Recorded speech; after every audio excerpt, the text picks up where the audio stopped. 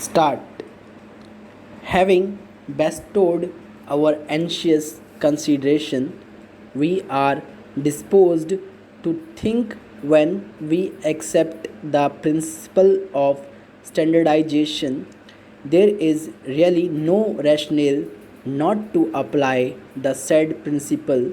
to the self employed or a person who is on a fixed salary. To follow the doctrine of actual income at the time of death and not to add any amount with regard to future prospects to the income for the purpose of determination of income would be unjust. The determination of income while computing compensation has to include future prospects so that the method will come within the ambit and sweep of just compensation as postulated under section 168 of the Act. In case of a deceased who had held a permanent job with inbuilt grant of annual increment, there is an acceptable certainty, but to state that the legal representatives of a deceased who was on a fixed salary would not be entitled to the benefit of future prospects for the purpose of computation of compensation would be in opposite. One may perceive that the comparative measure is certainly on the one hand and uncertainty on the other, but such a perception is fallacious. It is because the price rise does not affect a self employed person, and that apart, there is always an incessant effort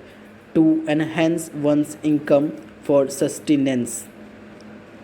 The purchasing capacity of a salaried person on a permanent job when increases because of grant of increments and pay revision or for some other change in service conditions, there is always a competing attitude in the private sector to enhance the salary to get better efficiency from the employees. Similarly, a person who is self employed is bound to garner his resources and raise his charges fees so that he can live with same facilities.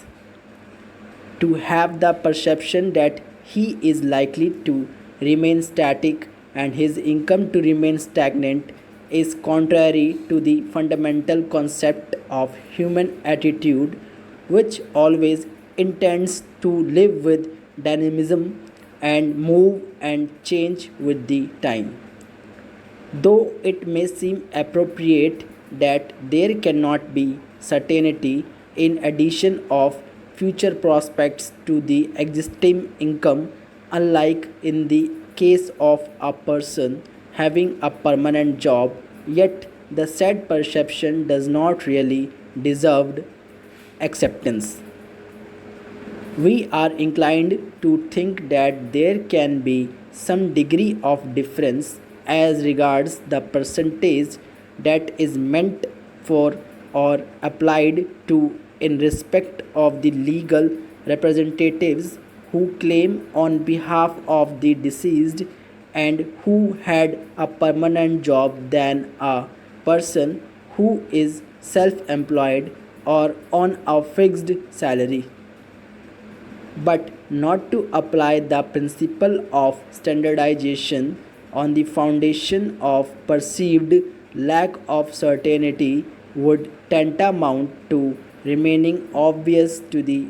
marrows of ground reality, and therefore degree test is imperative. Unless the degree test is applied and left to the parties to adduce evidence, it would be unfair and inequitable. Taking into consideration the cumulative factors in addition of 40% of the established income of the deceased towards future prospects would be reasonable.